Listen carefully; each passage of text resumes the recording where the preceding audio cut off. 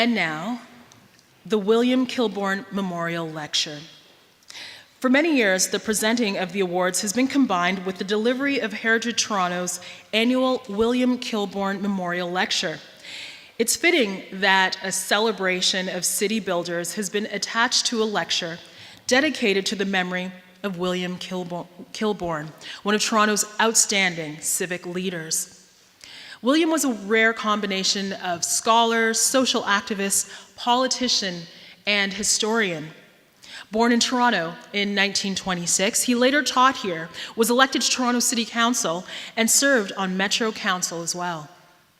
William Kilbourn had an unwavering dedication to Toronto's cultural life, including its arts, heritage, and community service agencies. The William Kilbourn Memorial Lecture was launched in 1996 to pay tribute to this man's legacy. We would like to acknowledge a number of Kilbourn family members who have joined us again this evening, as they have for many years: Rosemary, Elizabeth, and Pippa Kilbourn. Are they here? Where are they? We welcome you and thank you for being here. And now I'd like to ask Elizabeth to come to the podium to introduce this year's William Kilbourn Memorial Lecture. Elizabeth.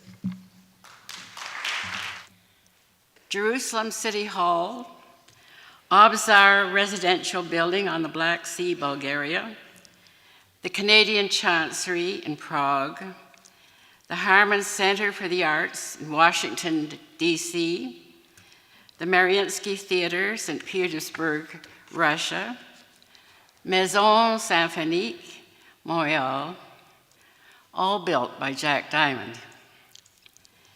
Every citizen of Toronto has entered at least one of his 360 architectural projects in this city.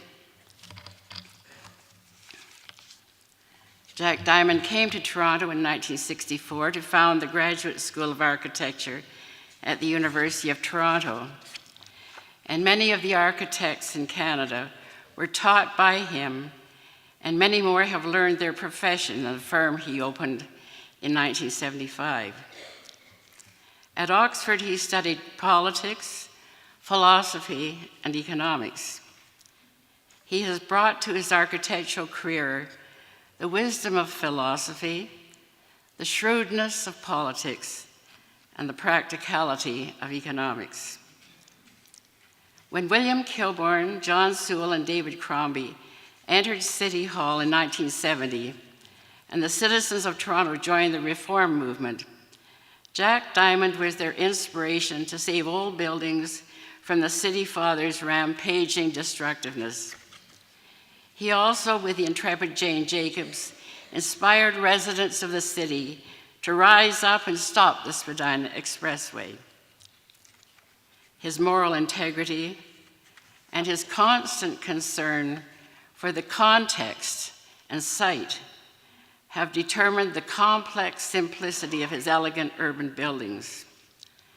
When the magnificent Center for the Performing Arts appeared on the important corner of Queen and University, the world came to hear Wagner, but found a great architect. Was it George Bernard Shaw who said, "Beware of old men"? Jack's new buildings are increasingly dramatic. His imaging center, hidden among the venerable buildings of Ryerson University, sparkles in the sun like a diamond and glows at night like a rainbow. Needless to say, he has won 6 Governor General's awards. In Sketches from Here and There, a beautiful book of Jack's watercolors, he writes, "For many years, my mother kept a plan of a house I had done at the age of 4. Drawing and thinking of buildings, of making place, was not a conscious choice. This is what I have always done." I am sure that Bill Kilbourn would be delighted that his friend Jack Diamond is to give the William Kilbourn a lecture for 2014. is with great pleasure that I present Jack Diamond, architect, artist, philosopher, preeminent citizen of Toronto.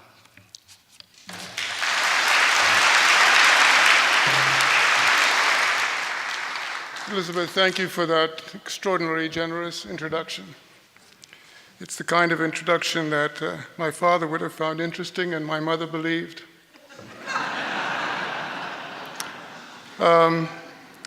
I don't have to talk to this audience about the importance of heritage, because without a past, we don't have a future. But the heritage I want to talk about tonight is not about individual buildings, as important as they are, but the collection of buildings that constitute cities. I want to look back not as a nostalgia, as an element of nostalgia, but really to look at the trajectory that we had started in the 20th century for Toronto, look at what the dynamics are now, and perhaps make some suggestions about where we might be going. Tripartite talk. So Toronto had an amazing strength, whether by accident or design, a combination of the two, that the arterial streets were built on the old concession lines, about a mile and a quarter apart. And that became reinforced by people who recognized that importance. And just think about how brilliant this is. You have arterial streets on the old concession lines that take the major transportation routes. Within the block, low-scale residential, and along the edges, medium-sized of buildings of mixed use, but often of local shopping and a kind of service retail. And where they intersect, where these, what I call superblocks intersect, you have major city centers. So instead of one center, as many historic cities have, with a radial movement to the center which gets clogged, and as it expands, destroys its neighborhoods that were once there. Toronto has a multi-centered structure with different specializations, high-end retail, mass retail, corporate headquarters, banking, a very extraordinary multi-centered system that allows growth in a way that's not destructive, or didn't, and protects with these arterial streets the medium density, protecting the hinterlands of quiet residential and the traffic, low-scale movement, pedestrian and automobile within the block, arterial streets that have the transportation systems that cross the city, and at their intersections, the subway system was to reinforce that. That was the physical component of it. There was a challenge in the 70s, I remember it well, when somebody wanted to create the wards as strip wards that went from the waterfront all the way up to the 401. What that would have done, from a sociological point of view, to put very mixed incomes, high and low, in the same ward, which would allow the city councillor to get off the hook. When voting, he could say, I'm satisfying this group rather than that group. And I think it was J.J. Robinette who reacted against that, appealed to the OMB, and saw to it that the wards were mostly homogeneous and had clear boundaries, so people understood where their ward began and ended and who represented them. So there was a coincidence at that point of the physical system and the social system that worked very well.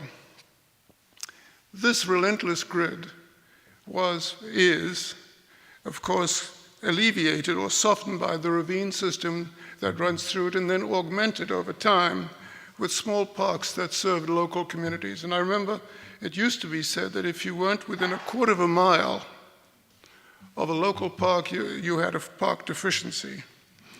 Think about the downtown now. Without any difficulty in terms of fiscal responsibility, City Council borrowed the money to build the subways. And we therefore had a city that was growing, but it was a provincial city. As it grew, the next part of genius about Toronto was evident, and that was the construction of a metropolitan form of government. You had a municipality with local councillors responsible for local affairs. You had a metropolitan councillor who was responsible for citywide affairs. So there was no division between 905 and 416. You had two scales of operation, both necessary, but still a city, nothing more than that. But the governance system was adjusted as the city grew, and the metropolitan government was then modified by very intelligent premiers that came along. So in a word, Toronto was looked to at that time as the model city of governance, of transit, and of city planning. And Planning 101 is to connect density and land use with the support of its infrastructure that's appropriate. The transportation system and the land use coincided at those intersections, the subway station, with dense development. And it's apparent, very apparent, the way that structure worked. Of course, it was supported by clusters of very strong manufacturing in the automobile industry, for example, and particularly in the finance. These things came together with a great university so that the city was working as great cities should, places of innovation, places of economic enterprise, and social stability. Very importantly at that time, too, the mix of the socioeconomic mix through the city was general. Poor people lived downtown. They could get jobs of the semi-skilled, the kind of work that they were suited to without having to travel a long distance. Yes, there were the rich, there were the poor, but the income disparity was not great, and there was a reasonable amount of mix. So this system, of course, attracted huge amounts of immigration. That's then. That's the city as it grew as a regionally important city, but not a regional city.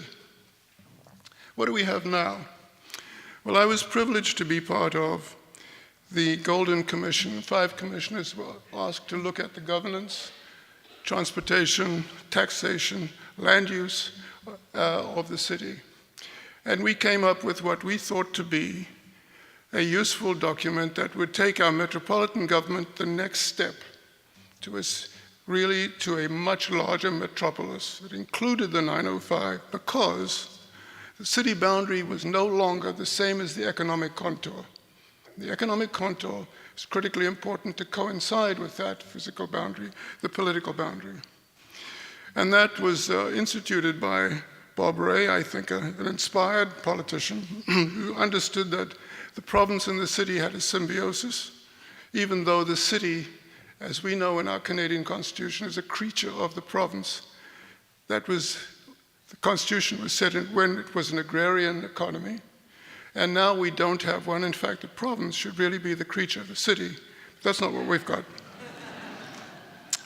But the problem was that once we'd come out with the recommendations that took account of all of those factors I've talked about, Mr. Harris came to power and trashed the report. It became a caucus kind of auction.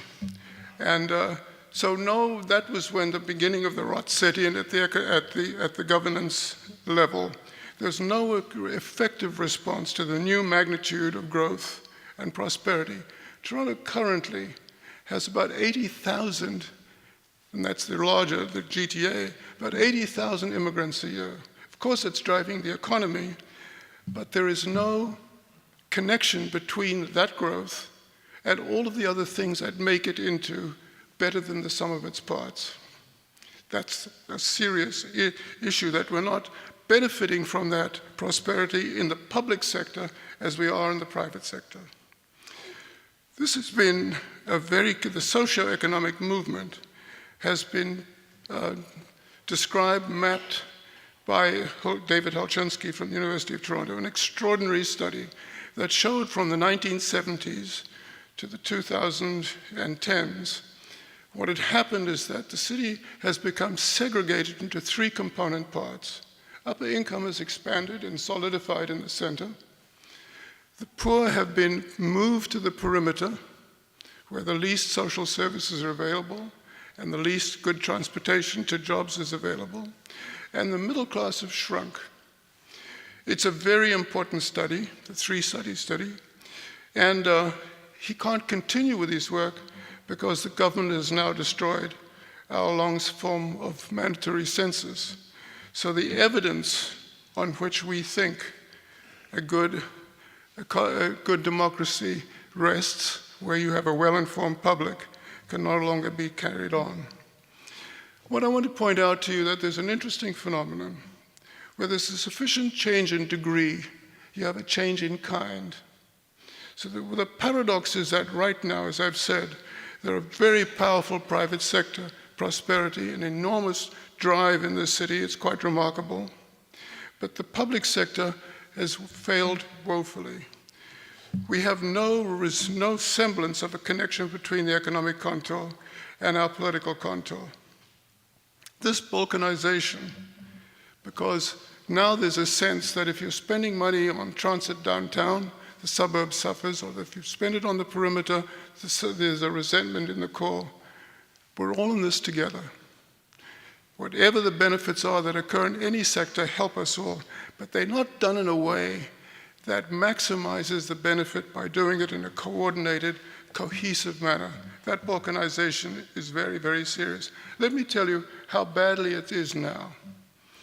For example, in the infrastructure investment, London in England spends, and it has already got a good public transit system, it spends about $1,112 per capita per annum on transit. Berlin, $831, Stockholm, $665, Toronto, $337.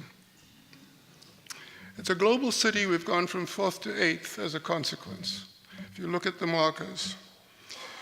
And on our public housing is not, can be used not simply as important as it is to house those who can't afford market housing, but you can strategically place it to stimulate growth, as a matter of fact, as well as to provide that connection between jobs and locus. Let me tell you how well one can use public housing. Crombie Park is a perfect example. I remember when that was derelict industrial land, coal bins were left around. Nobody wanted to touch it. When the Toronto's Nonprofit Housing Corporation suggested that they build housing there, the private sector was quite annoyed. Said, you shouldn't be competing with the public sector should not be competing with the private sector. Nonetheless, Crombie persisted, and it went ahead. What happened was that the city colonized a derelict part of the city, recycled it, and as the consequence of that, the private sector benefited because look at what happened around it. So that strategic injection of market and socially supported housing, in fact, created a whole segment of the city that is a great success story. So that that whole notion of public housing being an agent of change has also to be seen besides its social base.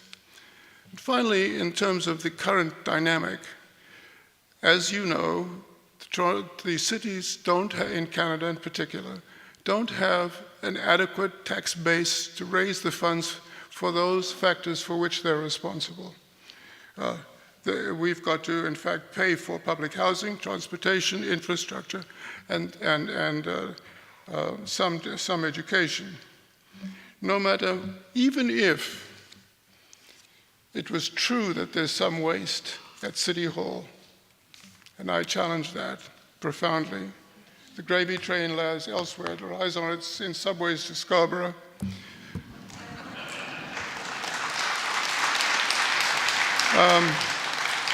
Even if we were to milk it to all it's worth, the tax base is absolutely incapable of paying for capital and operating costs. For example, right now we have about $1 billion worth of deficit in public housing maintenance, just on that score alone, besides the investment we need in transit. The city keeps going to the province and asking them to help them finance these things. What it's doing is asking the province to, in fact, borrow on its behalf. The city doesn't borrow on its own behalf. It uses less than half of its borrowing capacity.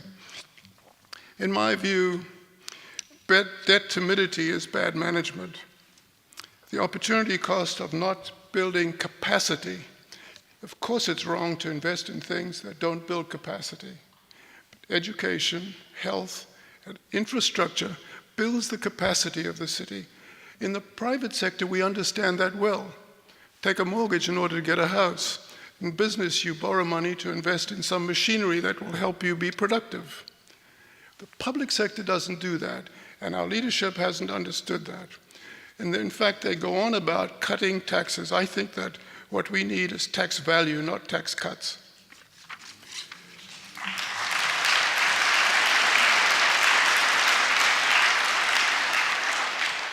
So we have this paradox now, and notwithstanding that, the city remains attractive, so that there is a tremendous opportunity here. What should we do to fix this? Well, first of all, I think we need to restructure our governance system to take account of the city region. What we have, as I've said, we've had a change in degree to the degree, so much so that it's a change in kind. We no longer have one city. We have a dynamic that goes from Hamilton to Oshawa at least. And if we could harness that as one cohesive unit, we could become one of the best metropolitan areas in the world. All of the components are there: an extraordinary workforce, really good education by and large, not enough to provide employment for those who are doing research at the universities, where a great deal of our growth could come from. And you only have to look at Stanford and Silicon Valley to understand the symbiosis between monetizing all that discovery. So that we need to have that structuring, and we need to have a voting change. I like the French system. You simply have to get 50% before you're elected. So if no one gets 50% through the first time round, it means you can vote for whom you really believe is a good candidate, not strategically voting for someone you don't care about. The fact of the matter is that if you don't have 50%, you have a runoff between the top two. Then you get the person you want. We don't get that now. So we need to have that change. We need to reflect the actual economic contour. We need to take account of the socio-economic geography and our environment. So how do we do that? Well, we need a systemic, inclusive review of urban needs. It's not just infrastructure, it's not just public housing, it's these things knitted together in a way that's cohesive and mutually supportive. That's what's needed. We need to have long-range planning for our long-range fiscal planning are based on evidence, something quite absent from the federal level down. There's a mentality now that goes on simple slogans or the kind of negativity rather than looking at what the evidence is. And I have a long list of where we have lost our way in Canada over the past 8 years. Eliminating the National Roundtable on the Environment and the Economy, Canadian Policy Research Network, the Law Commission of Canada, the National Council of Welfare and Canadian Council on Learning, cutting Health Canada so severely it no longer has enough scientists to ensure the safety of new drugs, downsizing Environment Canada so aggressively it no longer has enough inspectors to ensure new drugs meet federal standards. This issue about evidence-based policy, as our civil servants once did, is the backbone of a great society. We have to change that. Good policies must be based on good evidence. Democracy requires an informed electorate. So, just to conclude, if we utilize these assets to the best effect, I'm sure we could create once again the best metropolitan area in the world. Thank you.